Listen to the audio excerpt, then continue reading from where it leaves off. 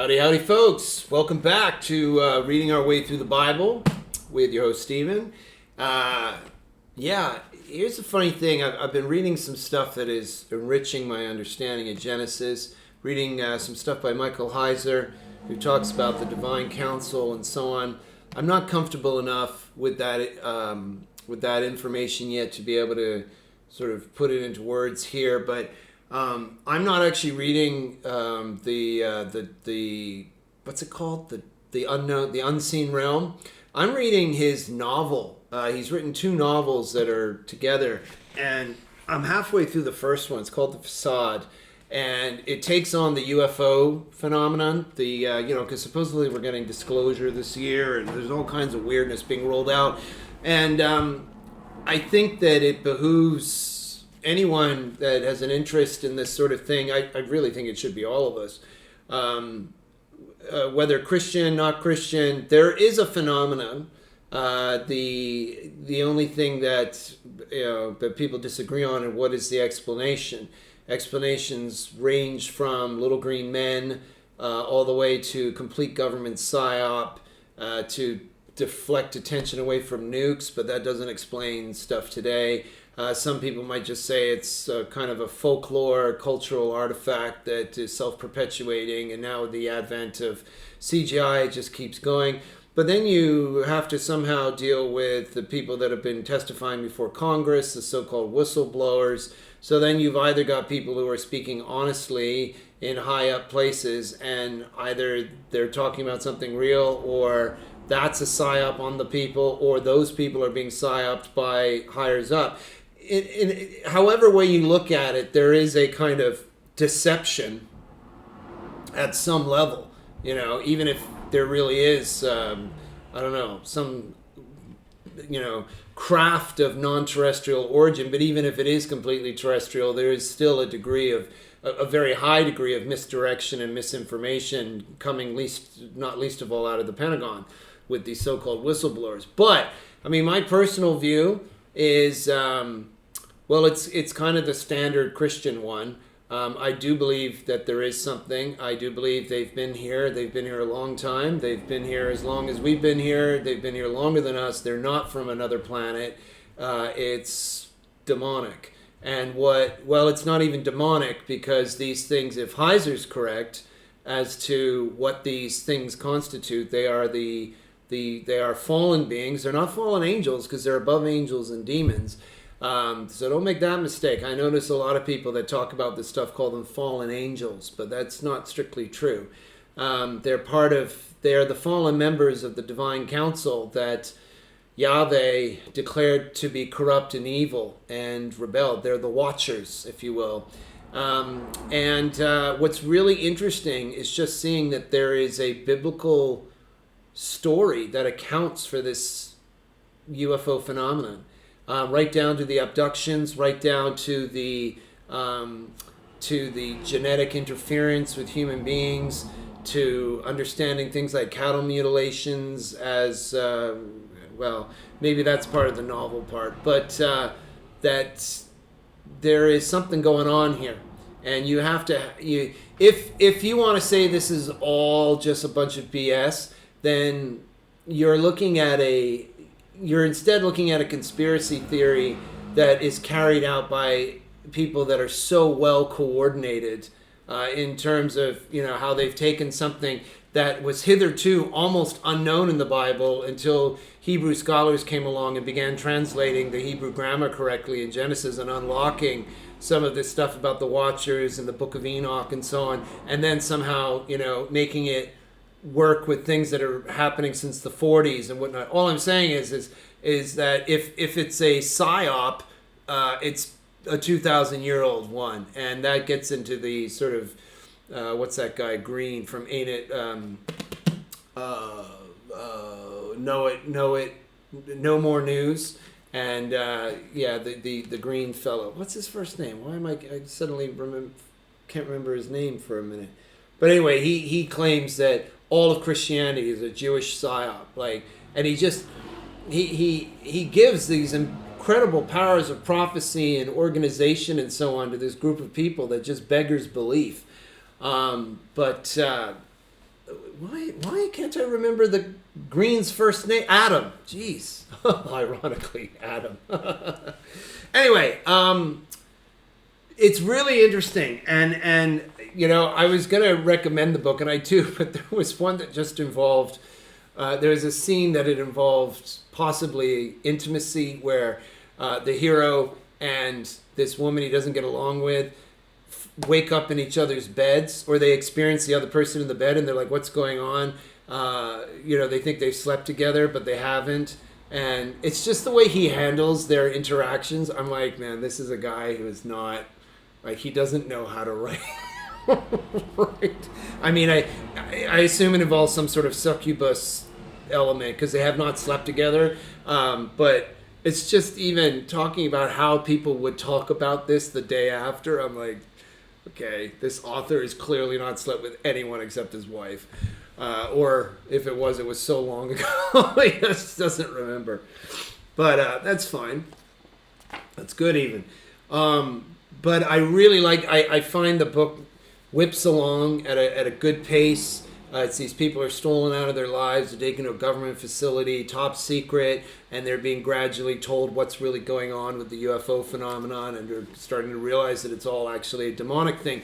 And so it's actually Heiser's didactic attempt at teaching you what's in his various books on theology and Old Testament scholarship within the pages of a kind of fast-moving Michael Crichton-like novel. And I applaud him for doing that. I don't know if he finished with after the second book, but if so, I hope he did. He didn't put out a third. He had a lot of years to do it, I think, between the publication of the second one and his unfortunate death. But I hope it stops there because I'm really enjoying it, and I really recommend you guys check it out. Now, let's crack on. I just want to say this before we start. So I'm reading this stuff, and when I'm reading it, in my mind I'm thinking, this is so kind of lame. It's just a bunch of genealogies, it's a bunch of names I can't pronounce. There's not rich story here. The Tower of Babel was like that long, the flood's like this long. There's hardly any history in between the garden and the flood. And what's going on? Like, this is not, you see so many representations of the Bible making it sound so big and exciting when really it's only like little tiny bits. And yet here's the thing.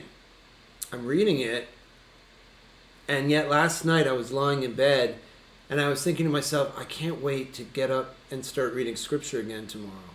It was the oddest thing. It was like, even though I'm sort of going, when I'm reading it, I'm fascinated by it. There's something's moving. I've been, I don't know. I'm just grateful for it, whatever it is. But yeah. So I'm not going to try to resist it. I'm just going to keep going with all these names like Girgashites and Jezubites and Amorites and Rephaim, Cadmonite. I'm getting better at it. The Perizzites. Sounds Italian. Okay. We're starting with the God's covenant with Abram, aren't we? We stopped at the end of chapter 14. Right, so chapter 15 of Genesis. After these things, the word of the Lord came to Abram in a vision, saying, "Do not be afraid, Abram. I am your shield, your exceedingly great reward." But Abram said, "Lord God, what will you give me, seeing I go childless, and the heir of my house is Eliezer of Damascus?" Then Abram said, "Look, you've given me no offspring. Indeed, one born in my house is my heir." Look, you've given me no offspring. Indeed, one born in my house is my heir. Okay, so it's, somebody that's not his child is his heir. And behold, the word of the Lord came to him, saying, "This one shall not be your heir, but one who will come from your own body shall be your heir." Then he brought him outside and said, "Look now toward heaven and count the stars if you are able to number them." And he said to him, "So shall your descendants be." And he, Abram, believed in the Lord, and he accounted it to him for righteousness. So it was by his faith that that's a famous quote there for the doctrine of sola fide. He believed in the Lord, and it was accounted to him as righteousness. So some people say Well, the act of believing in it, that's a work, so therefore works count. It's not by faith alone. It's like, well, to have faith is a verb. It's so, oh yeah, it's not faith alone, it's faith and works, because it involves at least one work. I'm like, all right. If I had more hairs to split, I would. Then he said to him, I am the Lord, who brought you out of Ur of the Chaldeans, to give you this land to inherit it. And he said, Lord God, how shall I know that I will inherit it? So he said to him, bring me...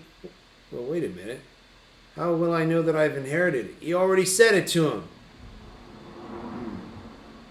He already said I believed it. How will I know that I inherit it? Okay, that no is probably a translation word that means something a little different. It's like I don't know. He said to him, bring me a 3-year-old heifer, a 3-year-old female goat, a 3-year-old ram, a turtle dove, and a young pigeon. Then he brought all these things to him and cut them in two down the middle and placed each piece opposite the other. But he did not cut the birds in two. And when the vultures came down on the carcasses, Abram drove them away. I don't pretend to understand why God needs these kinds of sacrifices, but I think Heiser does write about the meaning of blood sacrifices. I also accept the existence of magic and alchemy and all kinds of stuff you don't ordinarily learn about. So there may be reasons for this. Now when the sun was going down, a deep sleep fell upon Abram, and behold, horror and great darkness fell upon him. Then he said to Abram, know certainly that your descendants will be strangers in a land that is not theirs, and will serve them, and they will afflict them 400 years. And also the nation whom they serve I will judge. Afterward they shall come out with great possessions. Now as for you, you shall go to your fathers in peace.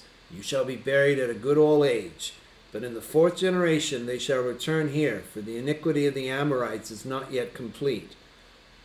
Oh, that is confusing.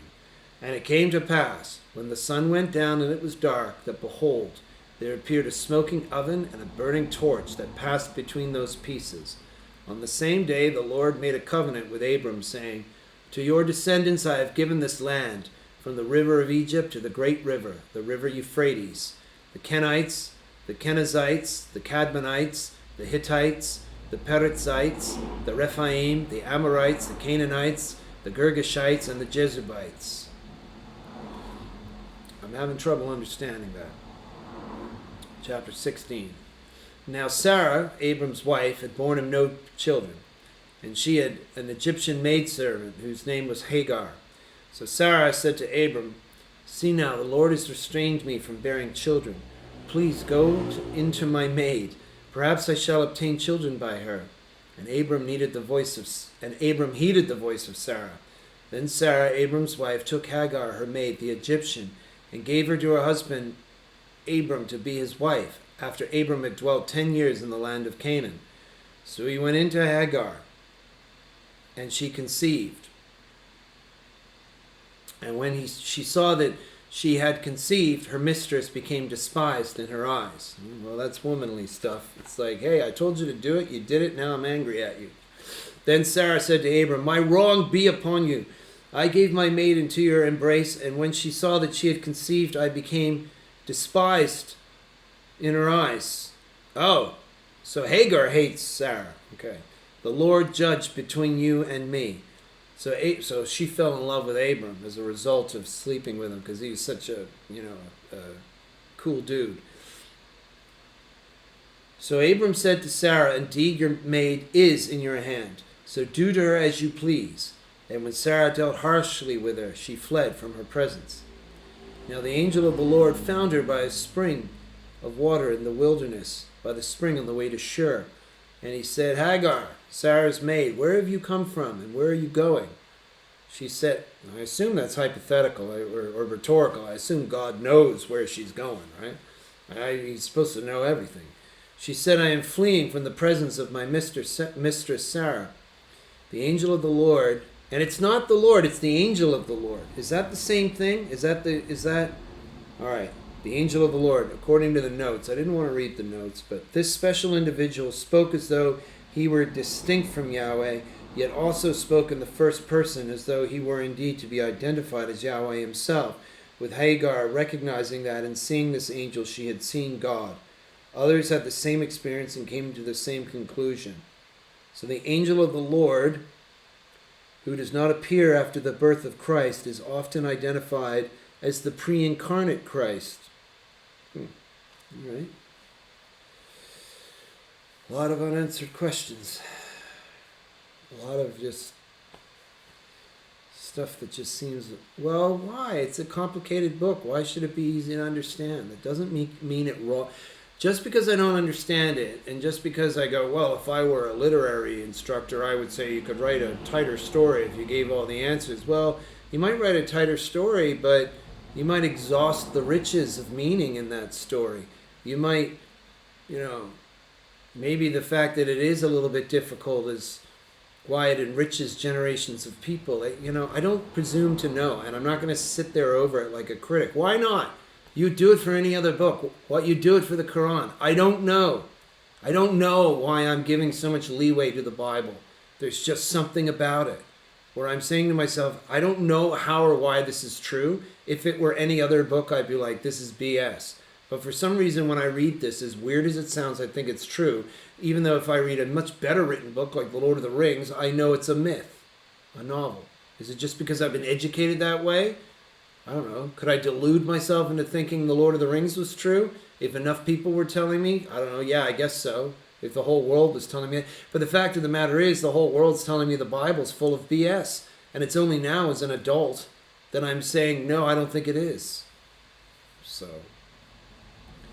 the angel of the Lord said to her, return to your mistress and submit yourself under her hand. Then the angel of the Lord said to her, I will multiply your descendants exceedingly, so that they shall not be counted for multitude. And the angel of the Lord said to her, behold, you are with child, and you shall bear a son. You shall call his name Ishmael, because the Lord has heard your affliction. He shall be a wild man. His hand shall be against every man, and every man's hand against him. And he shall dwell in the presence of all his brethren. Wow. Then she called the name of the Lord, who spoke to her, you are the God who sees. For she said, have I also here seen him who sees me? Therefore the well was called Bir Lahai. Observe, it is between Kadesh and Bered. Okay. Recognizing the angel as God and ascribing this new name to him arose from Hagar's astonishment at having been the object of God's gracious attention. The theophany and revelation led her to call him the one who lives and sees me. So Hagar bore Abram a son, and Abram named his son whom Hagar bore Ishmael. Abram was 86 years old when Hagar bore Ishmael to Abram. 17. When Abram was 99 years old, the Lord appeared to Abram and said to him, I am Almighty God. Walk before me and be blameless. And I will make my covenant between me and you, and I will multiply you exceedingly. Then Abram fell on his face, and God talked to them, saying, as for me, behold, my covenant is with you, and you shall be a father of many nations. No longer shall your name be called Abram, so a father of many nations. Many different people groups. Again, this word nations is important. So the threefold reaffirmation of the divine promise of many descendants, perhaps including Isaac's and Ishmael's. I don't think that was enough. No longer shall your name be called Abram, but your name shall be Abraham. For I have made you a father of many nations. I will make you exceedingly fruitful, and I will make nations of you, and kings shall come from you. And I will establish my covenant between me and you and your descendants after you and their generations, for an everlasting covenant to be God to you and your descendants after you. Also I give to you and your descendants after you the land in which you are a stranger, all the land of Canaan, as an everlasting possession, and I will be their God. Whose God? Their God. I give to you their God. Why not your God? I give, your descendants. I beg your pardon. So the people that are already in Canaan are apparently cast out because it's now for Abraham.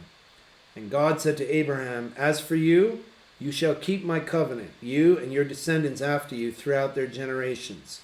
This is my covenant which you shall keep between me and you and your descendants after you. Every male child among you shall be circumcised, and you shall be circumcised in the flesh of your foreskins, and it shall be a sign of the covenant between me and you. He is 8 days old among you. He who is 8 days old among you shall be circumcised. Every male child in your generations, he who is born in your house or bought with money from any foreigner who is not your descendant, he who is born in your house and he who is bought with your money must be circumcised. And my covenant shall be in your flesh for an everlasting covenant. And the uncircumcised male child who is not circumcised in the flesh of his foreskin, that person shall be cut off from his people.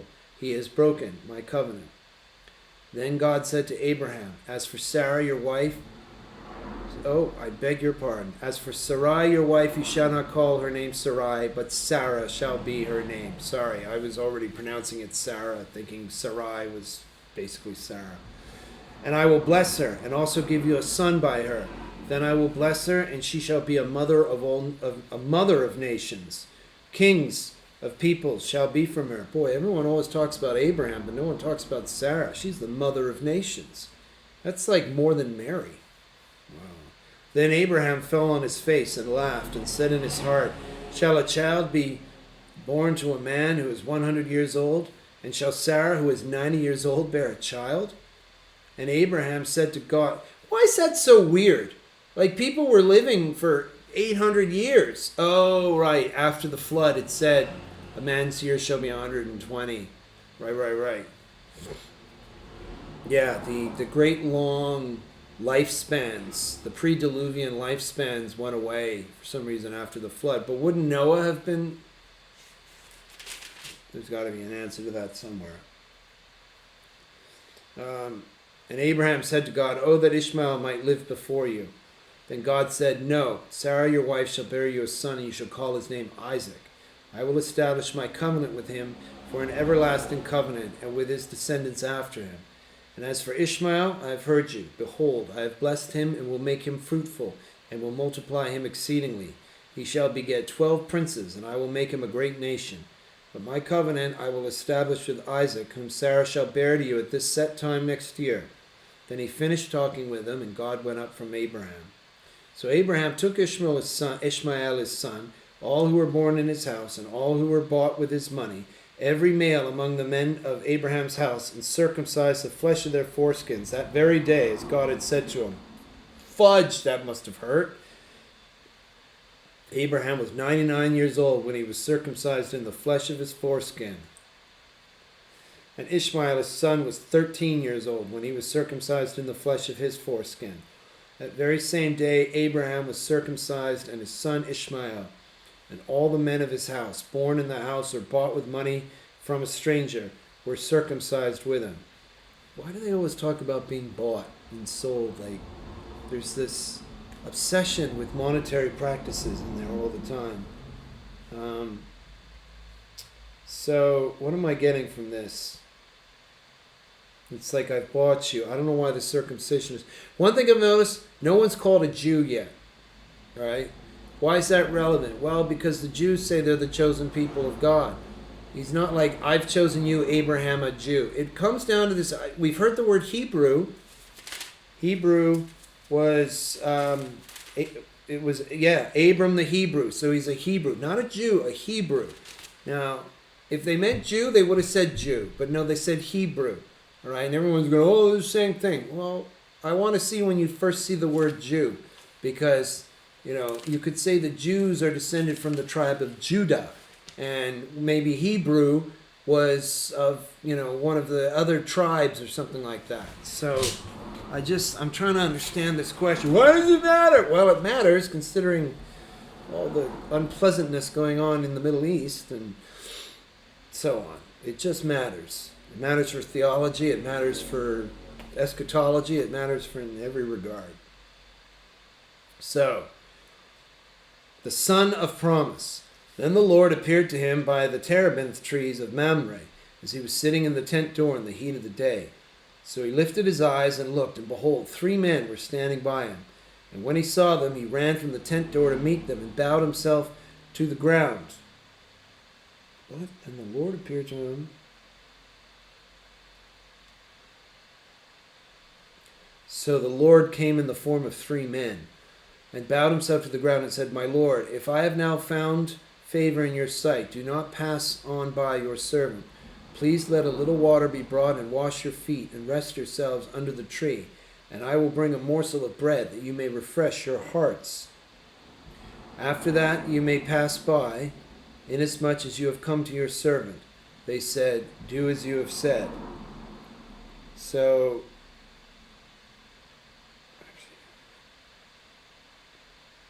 God appeared, Yahweh appeared as 3 people.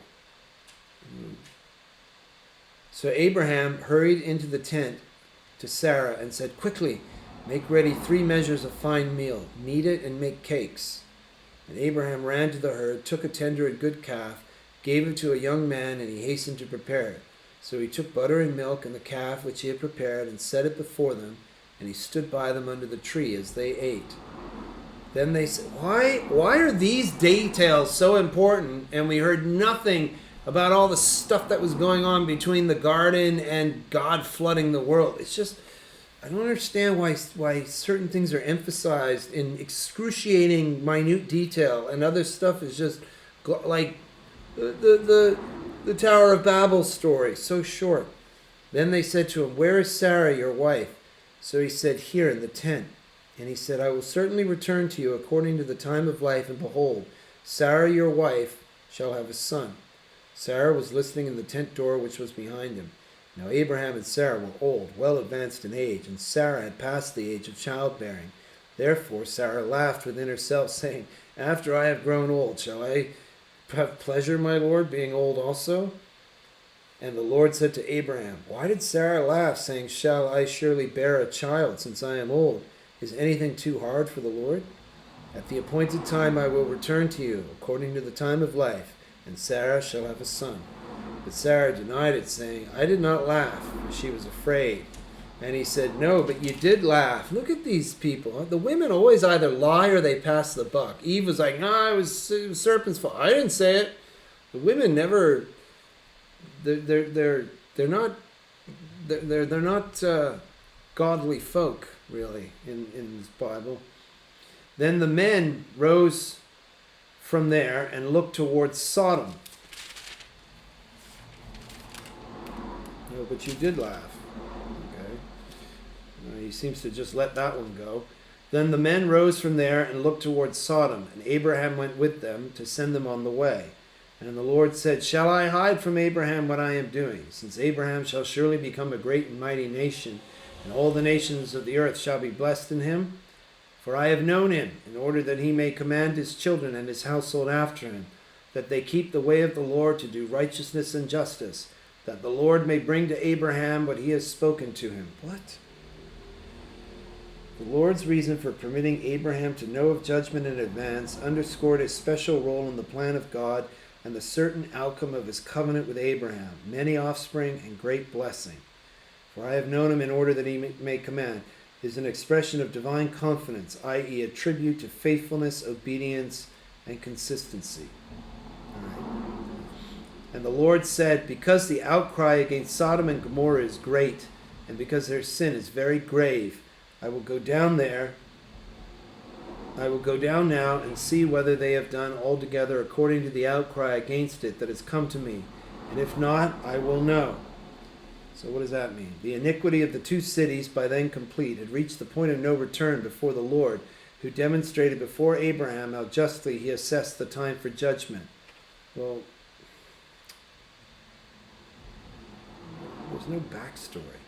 Then the men turned away from there and went towards Sodom, but Abraham still stood before the Lord. And Abraham came near and said, Would you also destroy the righteous with the wicked? Suppose there were 50 righteous within the city. Would you also destroy the place and not spare it for the 50 righteous that were in it?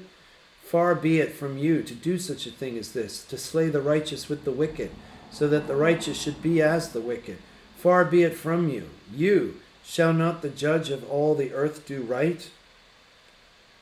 Okay, the intercession of the two wicked cities began with a question that portrayed Abraham's acute awareness of God's mercy toward the righteous and the distinction he made between the good and the bad. Okay, here's my thing.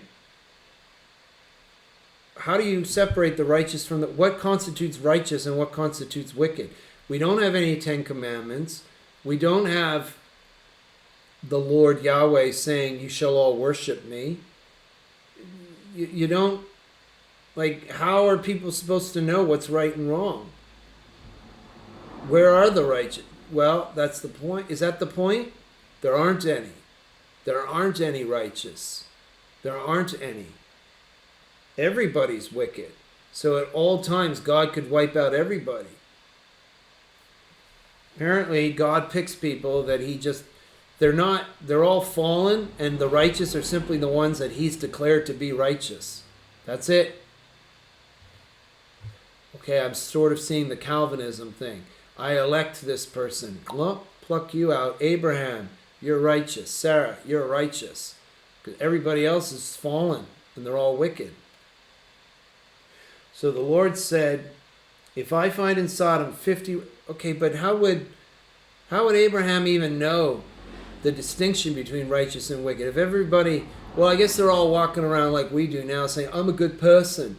And a truly righteous person kind of instinctively knows that we're not, has a God sense. So the Lord said, if I find in Sodom 50 righteous within the city, then I will spare all the place for their sakes. Then Abraham answered and said, indeed now, I who am but dust and ashes have taken it upon myself to speak to the Lord. Suppose there were 5 less than the 50 righteous. Would you destroy all of the city for lack of 5? So he said, if I find there 45, I will not destroy it. And he spoke to him yet again and said, suppose there should be 40 found there. So he said, I will not do it for the sake of 40. Then he said, let not the Lord be angry, and I will speak. Suppose 30 should be found there. So he said, I will not do it if I find 30 there. And he said, indeed, now I have taken it upon myself to speak to the Lord. Suppose 20 should be found there. So he said, I will not destroy it for the sake of 20. Then he said, let not the Lord be angry, and I will speak but once more. Suppose 10 should be found there. And he said, I will not destroy it for the sake of 10. So the Lord went his way as soon as he had finished speaking with Abraham. And Abraham returned to his place. Well, if I'm supposed to take from this that everybody's wicked, then why single out Sodom and Gomorrah? I'm sorry, man. I'm having real problems with this. Like, there are such inconsistencies in this story. What if I set aside any kind of theological lens and just be like, okay, so there's a bunch... So I do away with the idea that everybody's fallen. I say they were kicked out, and if you do away with that idea, then this story is all right. But if I'm going on the assumption that everybody's fallen, then I have to say, well, we can't expect to find any righteous at all because there's no law to keep. There's nothing. He hasn't even written the law in your hearts or anything. He hasn't done any of that. So, and now why not destroy those people? Why not destroy anybody, in fact? What's special about... Are they just especially wicked? Well... Or they're just pissing off Abraham, who God has arbitrarily declared righteous? And then why is Abraham trying to save them? Now the 2 angels came to Sodom in the evening, and Lot was sitting there in the garden, in the gate of Sodom. When Lot saw them, he rose... Oh, okay, this is Lot. Among the righteous was Lot. All right.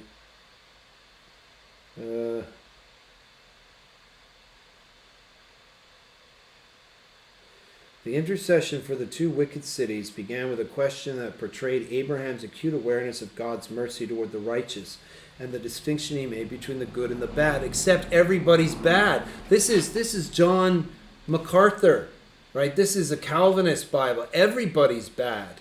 Nobody's good. We're all totally depraved, according to Calvinist theology, there's no good and there's no bad at all. They're all bad in the Old Testament. Everyone's deserving of hell except like one or two specifically marked out people who are still bad, but God has simply elected them and declared them righteous. I shall save whom I will save. So it's not God being merciful. It's I'm having trouble.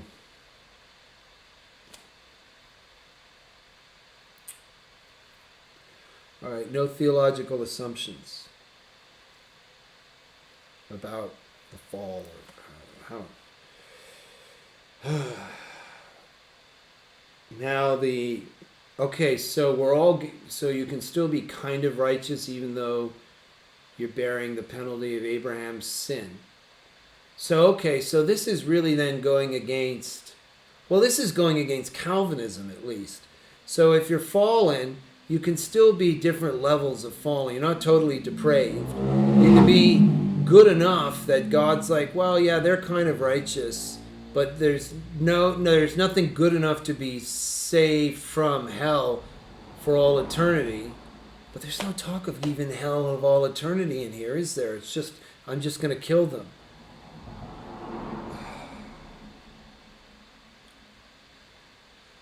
Now the two angels came to Sodom in the evening, and Lot was sitting in the gate of Sodom. When Lot saw them, he rose to meet them, and he bowed himself with his face toward the ground.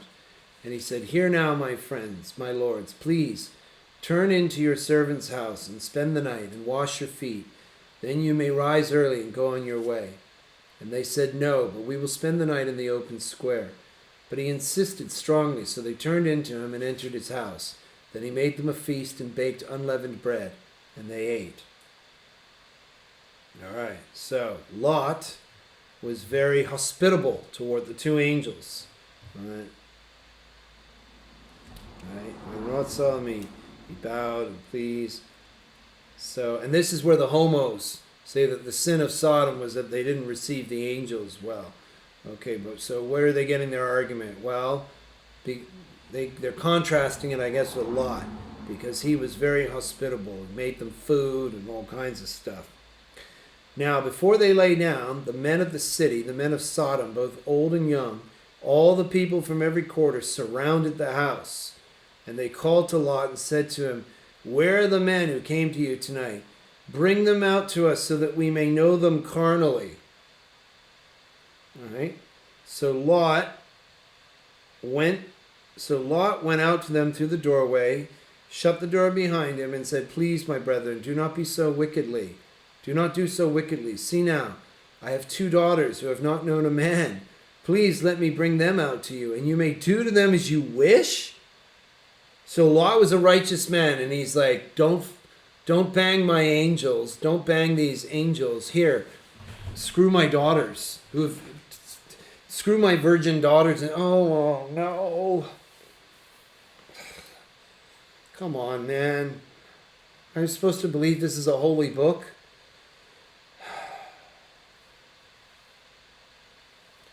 "You may do to them as you wish.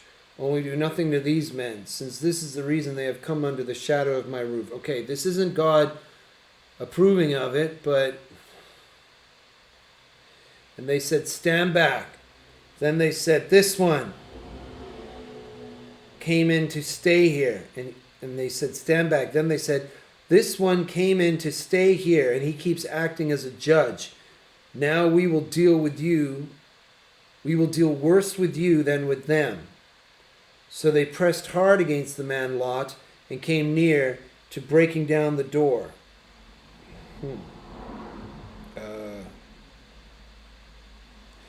Okay, let's look at the notes. Okay, they brought homosexual stuff, right. Lot's response betrayed tension in his ethics. His offer to gratify their sexual lust by giving them virgins contradicted his plea not to act so wickedly. Such contradiction made clear also the vexation of spirit under which he lived in wicked Sodom. All right. Then 19:8, "To do to them as you wish," meaning the poor virgin gals, "the constraints of Eastern hospitality and the very purpose for which Lot had invited the visitors in compelled Lot to offer his daughters for a less deviant kind of wickedness so as to protect his guests. So apparently defiling his virgin daughters through gang rape is apparently not as bad as, I suppose, bumming two angels. This foolish effort shows that while Lot was right with God, meaning righteous, he had contented himself with some sins and weak faith rather than leaving Sodom. But God was gracious to him because he was righteous by faith before God. Well, okay, so it's not like these guys aren't seeing the same problem that I am. They are kind of giving us an explanation in a way that kind of lets... Okay, I keep saying, where's God in all of this? But what the pastors are saying is this is bad behavior. Even the men who are considered righteous by God are bad, frail people. So this is more about...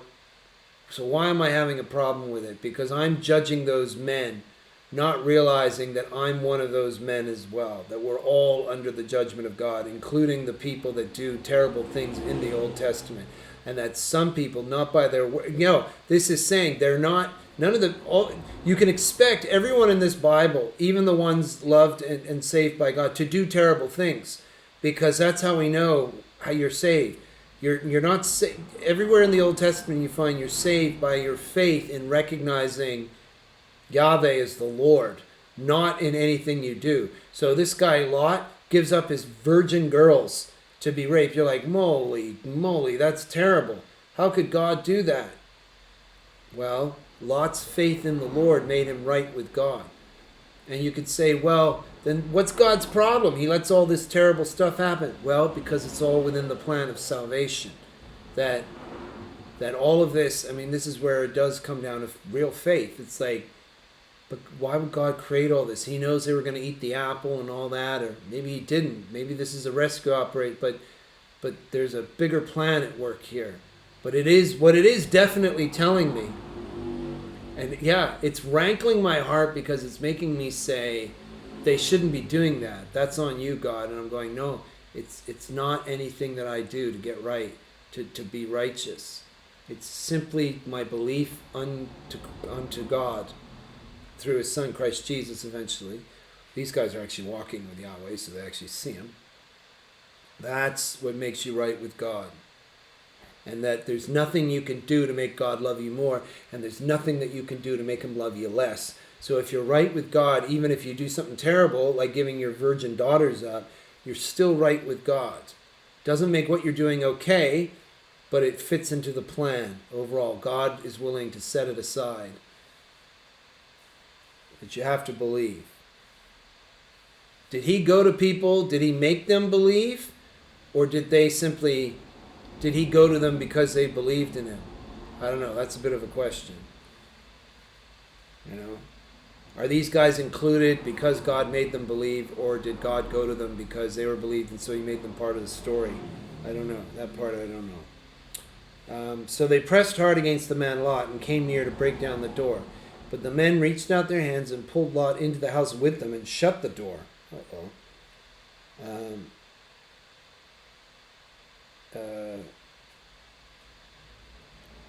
And they struck the men who were at the doorway of the house with blindness, both small and great, so that they became weary trying to find the door.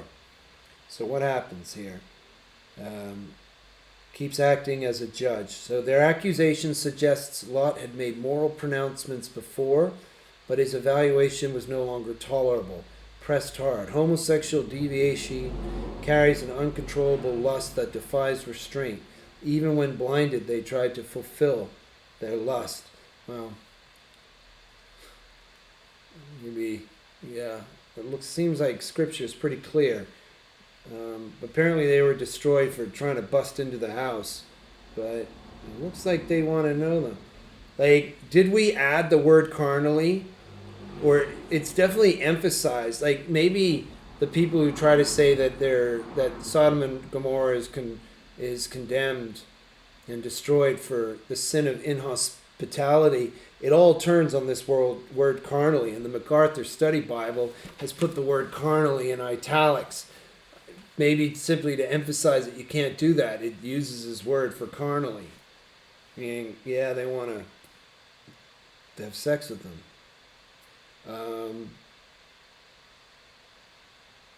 Sodom and Gomorrah destroyed. Then the men said to Lot, "Have you anyone else here? Son-in-law, your sons, your daughters, and whomever you have in the city. Take them out of this place, for we will destroy this place, because the outcry against them has grown great before the face of the Lord, and the Lord has sent us to destroy it." Has grown for the outcry against them has grown great before the face of the Lord. Okay, and the Lord has sent us to destroy it. So Sodom and Gomorrah isn't even destroyed because of what happens to the angels, even. It's just an indication of what was going on. He's saying that it's because people have been saying these places are so bad and we came to destroy it. So Lot went out and spoke to his son-in-law who had married his daughters and said, "Get up, get out of this place, for the Lord will destroy this city." But to his sons-in-law he seemed to be joking. When the morning dawned, the angels urged Lot to hurry, saying, "Arise, take your wife and your 2 daughters who are here, lest you be consumed in the punishment of the city." And while he lingered, the men took hold of his hand, his wife's hand, and the hands of his 2 daughters, the Lord being merciful to him. And they brought him out and set him outside the city. So it came to pass, when they had brought them outside, that he said, "Escape for your life. Do not look behind you, nor stay anywhere in the plain. Escape to the mountains, lest you be destroyed." Then Lot said to them, "Please, no, my lords. Indeed, now your servant has found favor in your sight, and you have increased your mercy, which you have shown me by saving my life. But I cannot escape to the mountains, lest some evil overtake me and I die. See now, this city is near enough to flee to, and it is a little one. Please let me escape there. Is it not a little one? And my soul shall live." And he said to him, "See, I have favored you concerning this thing also, in that I will not overthrow this city for which you have spoken. Hurry, escape there, for I cannot do anything until you arrive there." Therefore the name of the city was called Zoar. The sun had risen upon the earth when Lot entered Zoar. Then the Lord rained brimstone and fire on Sodom and Gomorrah from the Lord out of the heavens. So he overthrew those cities, all the plain, all the inhabitants of the cities, and what grew on the ground. But his wife looked back behind him, and she became a pillar of salt. And Abraham went early in the morning to the place where he had stood before the Lord. Then he looked toward Sodom and Gomorrah, and toward all the land of the plain, and he saw, and behold, the smoke of the land, which went up like the smoke of a furnace. And it came to pass, when God destroyed the cities of the plain, that God remembered Abraham, and sent Lot out of the midst of the overthrow, when he overthrew the cities in which Lot had dwelt.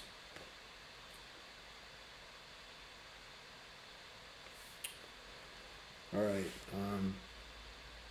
When morning came, the judgment fell. Any natural explanation about how the Lord used combustible sulfur deposits to destroy that locale falters on this emphatic indication of miraculous judgment. Brimstone. That area is now believed to be under the south end of the Dead Sea. Then his wife looked back. Lot's wife paid the price of disregarding the angelic warning to flee without a backward glance. In so doing, she became not only encased in salt, but a poignant example of disobedience, producing unwanted reaction at Judgment Day. You know, the fact is, one group is stealing from the other. The whole story of Orpheus and Eurydice, don't look back or she goes. This whole, there's a mimesis going on. Maybe the Greeks stole from the Hebrews. I just find it all very confusing.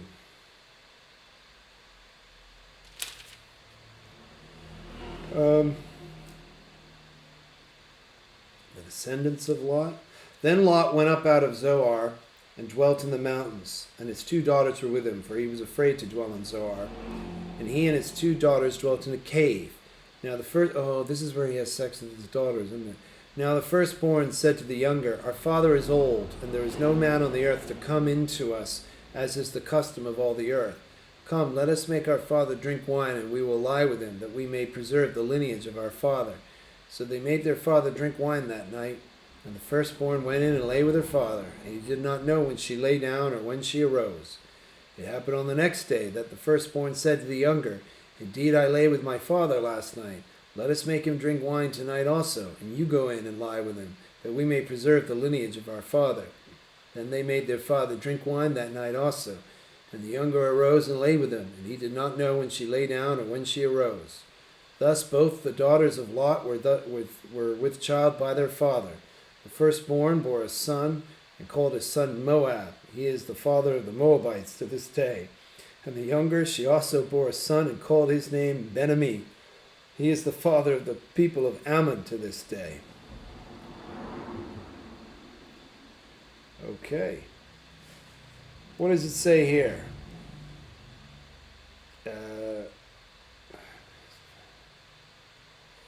Well, why was he afraid to go to Zoar? Perhaps because the people there felt he was responsible for all the devastation, or he feared more judgment on the region might hit the city. I like that one more. All right, the immoral philosophy of Sodom and Gomorrah had so corrupted the thinking of Lot's daughters that they unhesitatingly contrived to be impregnated by their own father.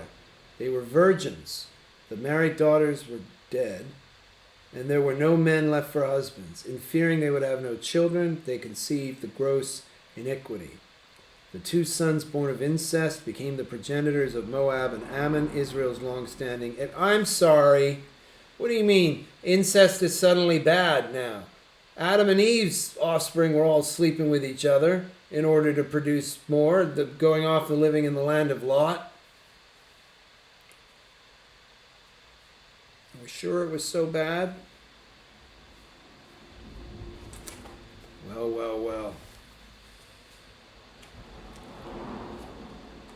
I don't know.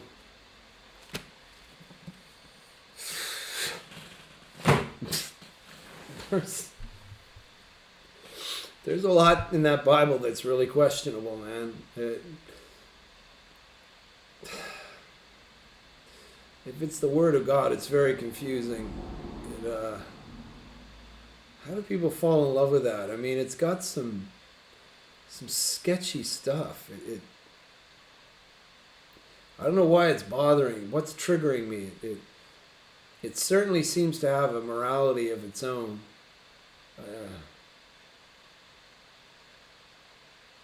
But I love it. Something's coming through. I'm sitting here going, but it's the Word of God. Why am I saying that? Because I belong to Him. My Lord and Savior, Jesus Christ. That's pretty cool. All right. That's all for, 52 minutes. Okay, that was a long one. Peace be with you.